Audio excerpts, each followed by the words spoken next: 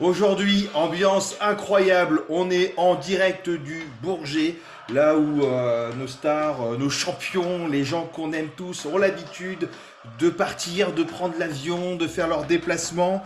Je ne ferai pas de blague sur le char à voile aujourd'hui. Mais c'est un sujet particulier. Il y aura des idées de départ, des idées d'arrivée. On va parler mercato sur cette vidéo. Malheureusement, j'ai pas le plaisir d'être avec mes chers compères de Paris Fan qui ne sont pas disponibles, mais que vous retrouverez très certainement à partir de demain pour de nouvelles vidéos. En tout cas, on les embrasse fort et on pense fort à eux et merci aussi en plus pour tout le super travail qu'ils font au quotidien avec nous pour le média. Aussi, n'hésitez pas à liker cette vidéo et à mettre des commentaires pour pouvoir réagir directement à ce qui suivra, que vous soyez d'accord ou non, ou sur vos perceptions et aussi sur d'autres recommandations que vous pourriez avoir qui nous intéressent toujours. Et puis voilà, on essaie de vous répondre au mieux. N'hésitez pas à activer la cloche aussi pour ne rien manquer des prochaines vidéos. Et on vous dit à tout de suite pour le début de ce mercato de folie, cette fin de mercato. Qu'est-ce qui va se passer? Il reste plus beaucoup de temps. On y arrive.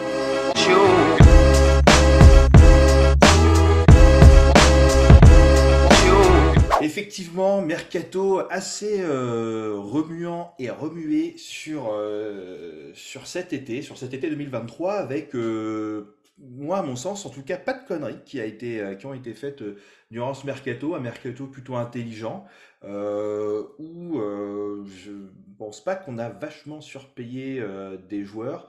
On est parti chercher quand même des qualités qui nous manquaient, qu'on a pu cibler notamment dans la défense, qu'on a pu cibler dans le milieu.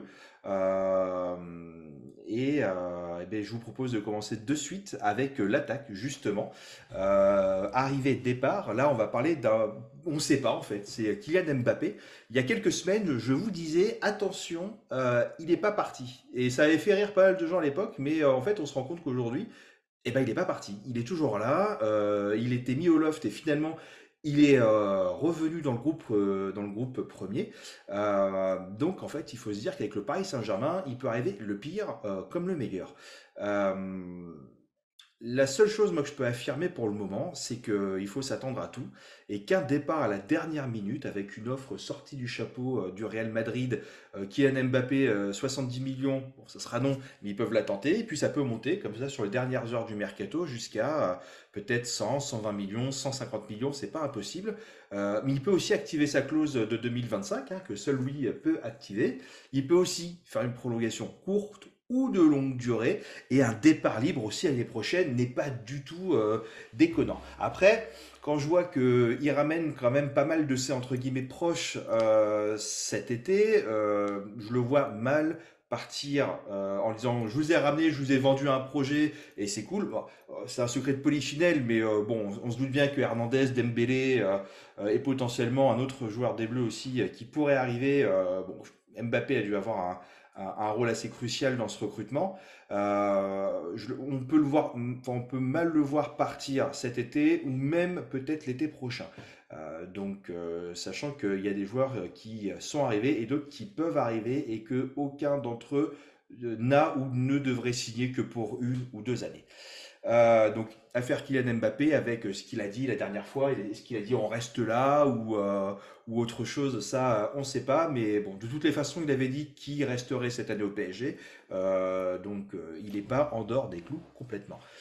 Kolo Muani, qui aussi devrait arriver par chez nous. Et là, on n'est pas du tout dans des rumeurs ou des choses que l'on peut pressentir. Et je crois que le directeur sportif de Francfort a dit effectivement qu'il y avait des discussions, mais que c'était pas du tout, enfin qu'ils n'étaient pas arrivés à la somme qu'ils souhaitaient avoir.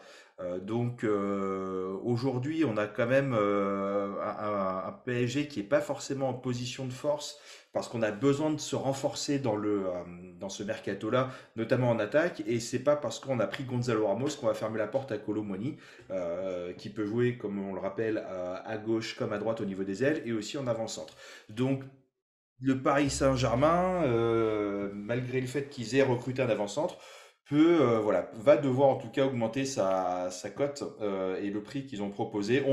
On parle, voilà, Francfort voudrait avoir 100 millions, le Paris Saint-Germain aurait formulé 60 millions plus 10 millions de bonus. Ah, c'est pas impossible qu'autour de 70, 75, allez, 80 millions, on puisse avoir un terrain d'entente et que Kolo Muani débarque effectivement très très prochainement dans l'effectif parisien. Et puis on voit qu'il est quand même très utile sur le terrain parce que c'est lui qui amène avec Francfort lors de son dernier match le but salvateur qui a permis de pouvoir remporter les 3 points pour Francfort.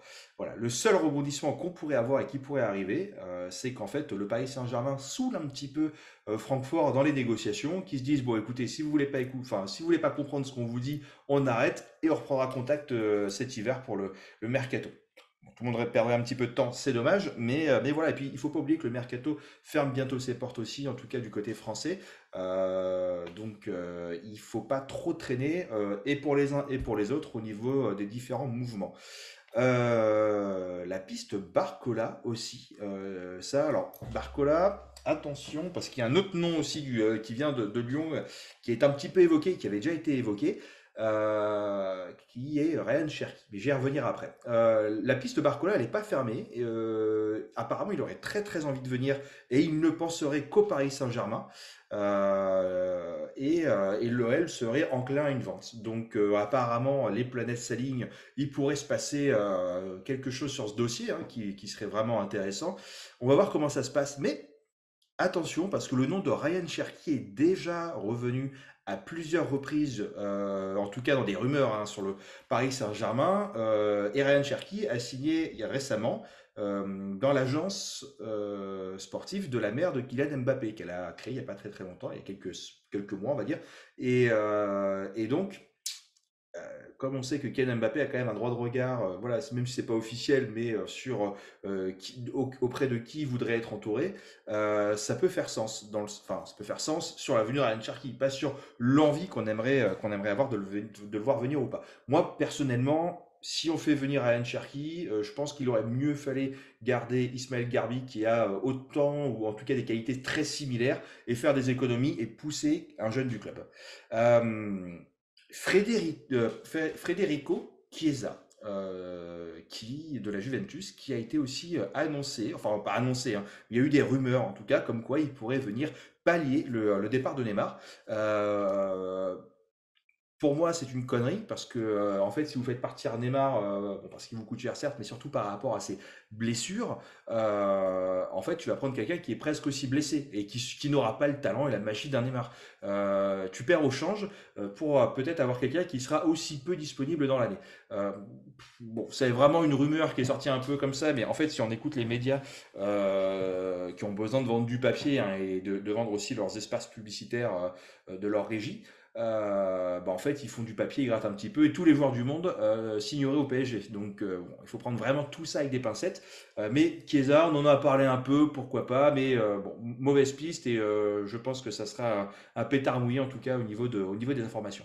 Surtout si tu ramènes Kolo Muani, et si tu ramènes Barcola aussi. Enfin, tu ramènes Kolo Muani, Barcola, t'as encore Mbappé, t'as Gonzalo Ramos, t'as Kangili qui peut dépanner. Je vous oublie un ou deux, mais en tout cas, bon, Barcola et puis Colomani en plus, t'es quand même très, très, très, très serein dans ton attaque. Je dirais pas que ça bouge, mais en tout cas, t'as une attaque qui est très compétitive. Euh, Antoine Griezmann, ça c'est l'info. Alors, elle était déjà sortie il y a un petit moment, ça s'était calmé et c'est revenu. Peut-être avec le fait que Kylian Mbappé, finalement, de ce qu'on voit, n'est peut-être plus tellement sur un départ du PSG. Et la piste Antoine Griezmann, effectivement, relancée, close à 25 millions d'euros. C'est un joueur d'expérience que tu peux recruter pour pas cher. Et on entend souvent. On a beaucoup de jeunes et en fait on n'a aucun cadre pour pouvoir venir voilà, encadrer tous ces jeunes que l'on voit. Donc là, ça veut dire que dans cette équipe, tu aurais en cadre Mbappé, Skriniar qui était capitaine avec l'Inter Milan quand même, Griezmann, qui était pressenti pour être capitaine aussi en équipe de France, donc beau cadre, Verratti, Danilo, qui était capitaine avec son ancien club, Hernandez, qui est aujourd'hui un cadre de la défense française, Donnarumma, qui est un cadre, quoi qu'on en dise, quand tu es gardien numéro un de ton équipe, tu restes quand même un cadre et tu as quand même une certaine posture dans le vestiaire et en tout cas aussi sur le terrain. Donc, parlons pas de son niveau, mais plutôt de ce qu'il représente.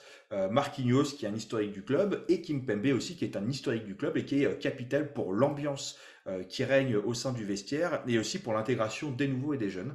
Voilà, c'est des choses qui sont très importantes dans un collectif. On peut citer par exemple Adil Rami aussi, qui était dans le collectif de l'équipe de France un petit peu pour ça également, et c'est ce qui permet de fédérer et de créer aussi une union, un groupe. Donc même Kimpembe, si son niveau parfois peut laisser à désirer, fait partie des cadres. Donc quand tu prends tout ça, bah, tu dis que ton équipe elle est cohérente avec un Antoine Griezmann qui va pouvoir jouer milieu offensif, qui va pouvoir jouer sur les ailes aussi en cas de dépannage, et puis surtout Antoine Griezmann qui fait les efforts défensifs.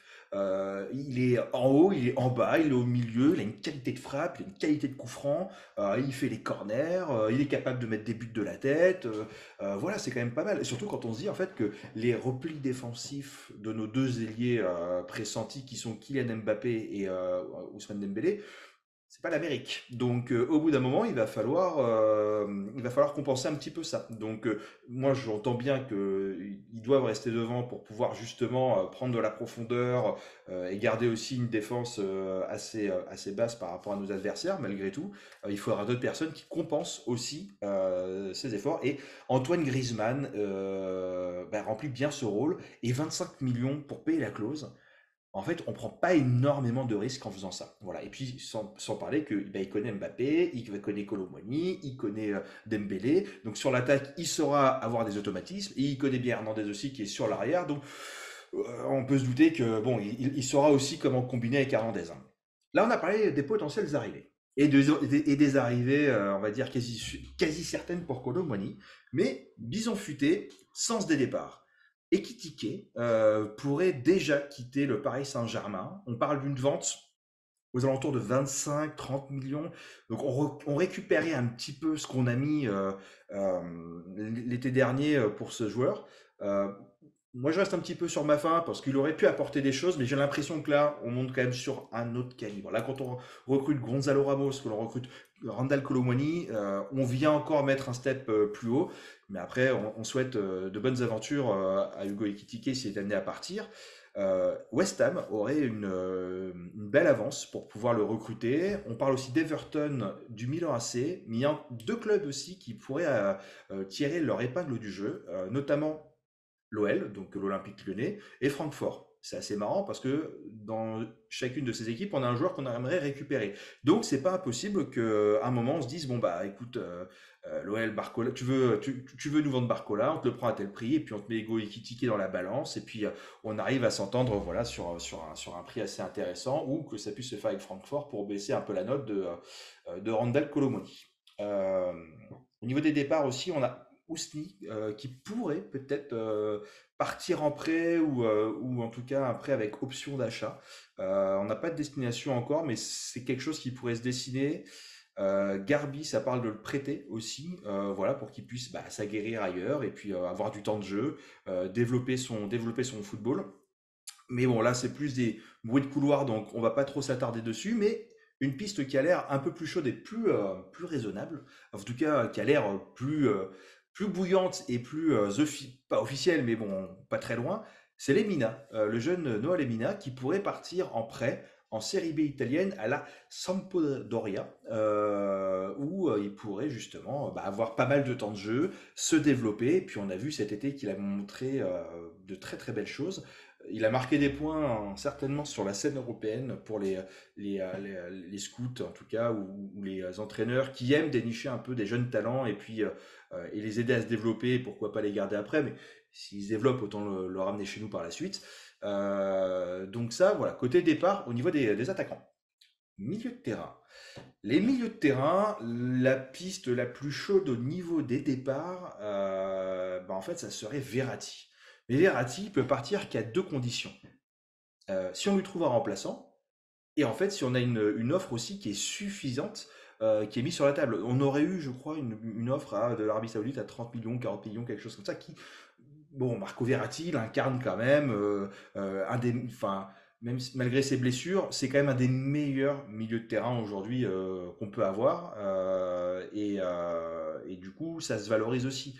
On peut pas vendre à Marco Verratti comme on aurait vendu un Carlos Soler, par exemple. Donc, il a une image, il a une renommée internationale. C'est un joueur international avec l'Italie. Euh, je pense que le Paris Saint-Germain attend peut-être plus une offre aux alentours de 70-80 millions pour le faire partir. Mais encore une fois, si on a l'offre de 70-80 millions, quand tu perds Marco Verratti, quand bien même il serait là 50% du temps, bah c'est 50% du temps. Si tu le perds en fait 100% du temps. Donc il faut arriver à compenser cela. On parle du PSG qui pourrait construire un milieu avec aujourd'hui l'effectif qu'on a.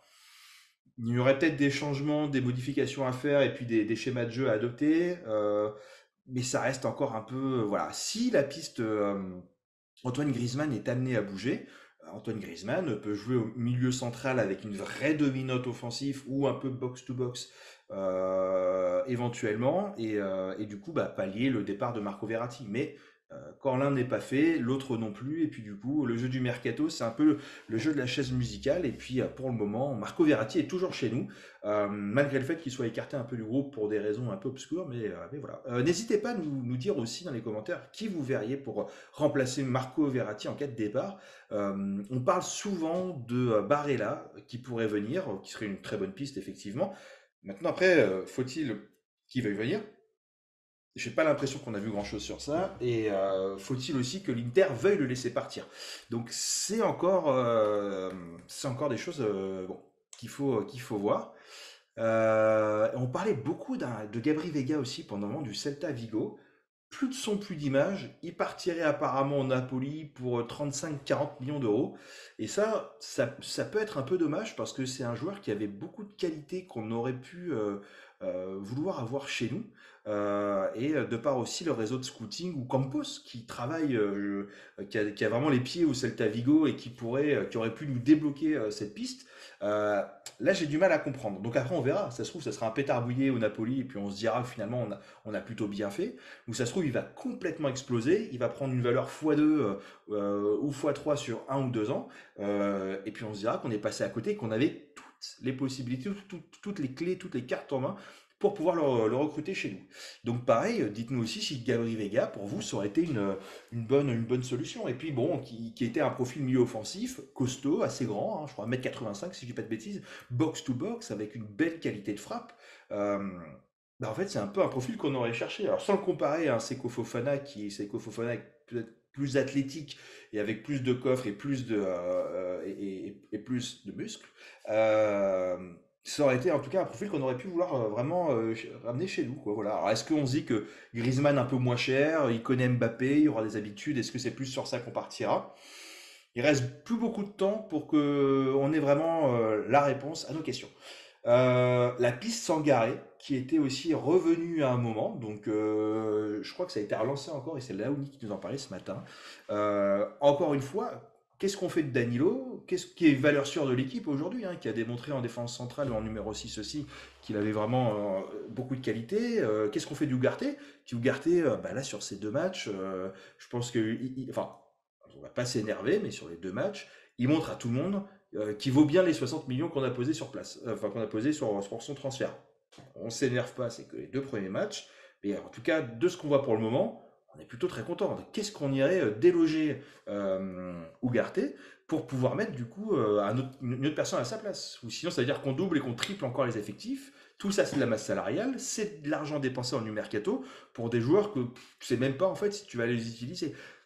Il n'est pas impossible de voir aussi Manuel Ugarte remonter d'un cran, parce qu'on a vu qu'il y avait beaucoup de qualité de projection vers l'avant, qui c'est assez box-to-box, il est capable de vraiment voilà, aller récupérer le ballon assez bas, de faire des courses vers l'avant, de le ramener vers l'avant, et c'est ce que j'aurais voulu voir d'un Fabien Ruiz l'année dernière, et ce que j'aimerais voir cette année aussi.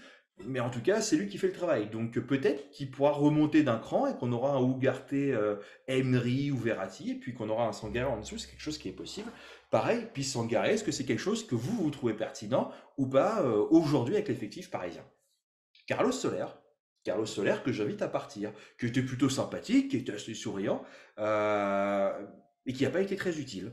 Et on aurait pu se dire qu'on l'aurait un peu plus vu briller sur les dernières rencontres et matchs de préparation. Je crois qu'il avait fait un bon match de préparation, si je dis pas de bêtises, mais c'est tout.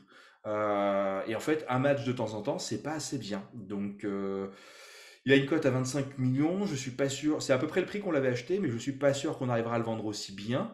Mais bon, tu le vends 15-20 millions. T'as pas perdu beaucoup, beaucoup, beaucoup de sous. C'est pas comme les opérations Icardi Paredes. Ça peut se faire. Manu Koné.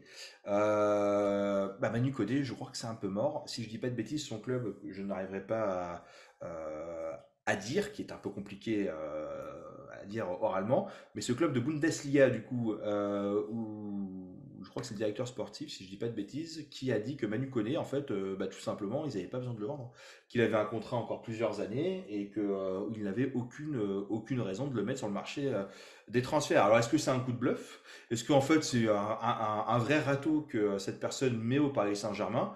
Voilà, après moi je me dis Manu Colli c'est un profil intéressant, mais on a quand même déjà pas mal recruté, on a pas mal de qualité, et j'ai confiance et j'ai foi en Enrique pour qu'il puisse vraiment mettre les joueurs dans les meilleures positions possibles et vraiment exploiter leur talent.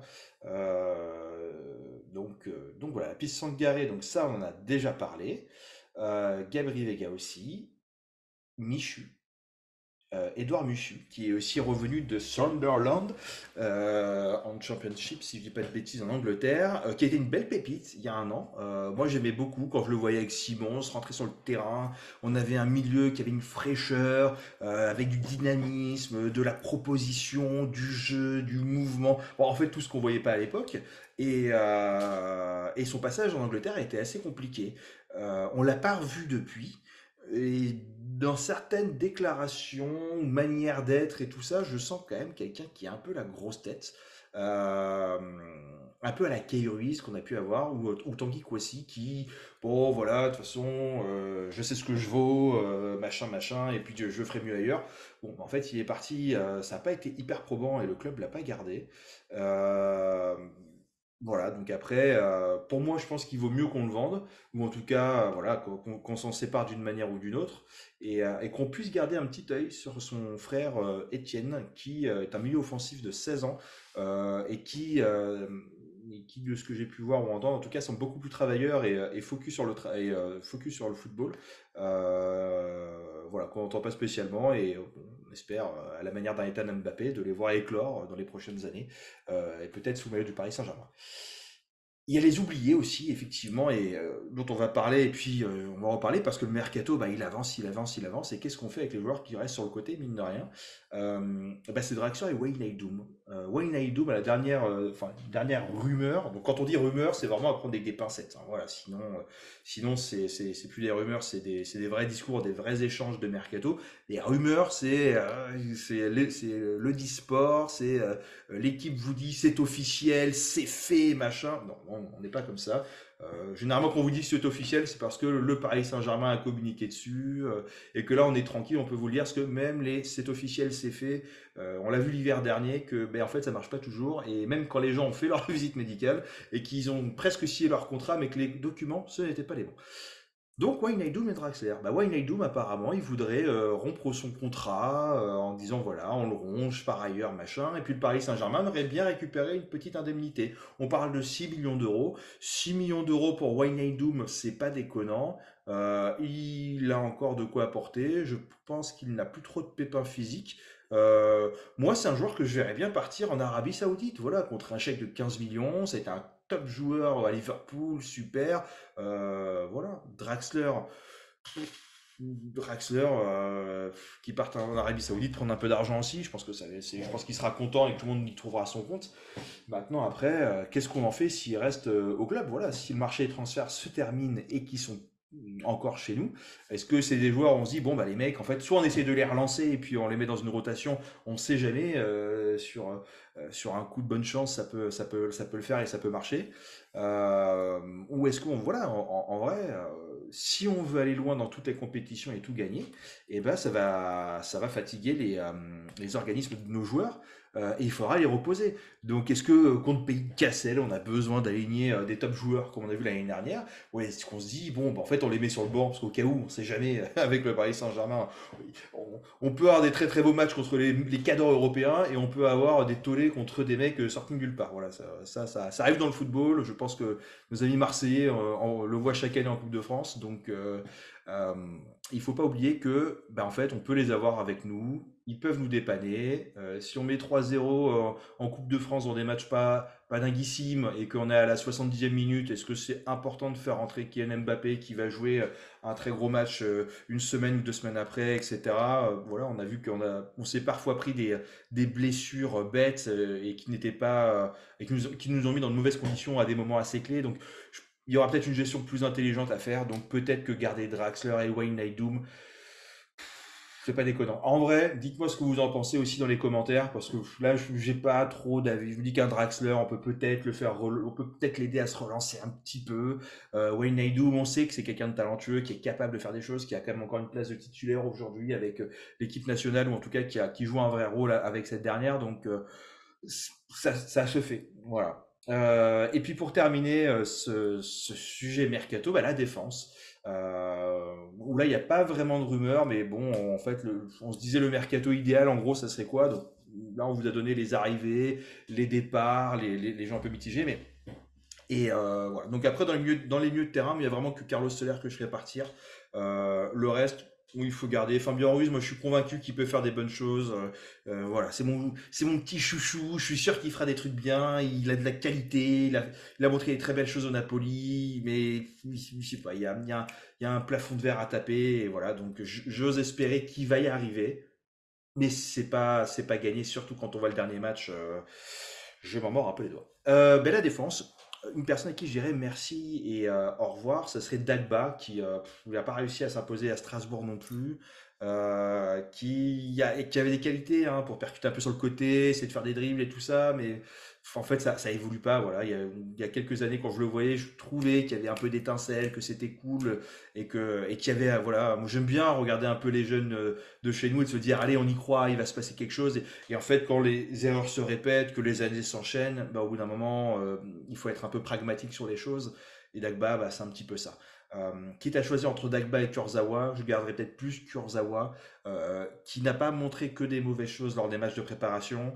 Et si on a Mendes qui est blessé, si Hernandez ne peut pas prendre son rôle, si Mukiele ne peut pas aller à gauche ou que Hakimi va à gauche et que ça se passe pas très bien parce qu'il n'est pas très à l'aise dans ce couloir-là, bah, peut-être que Kurzawa peut dépanner aussi, voilà. Et puis de toutes les façons, il y a quand même une histoire de liste et c'est pour ça aussi qu'il avait été prolongé à l'époque. Avec un salaire revalorisé, il savait qu'il était en position de force, donc il en a un petit peu profité.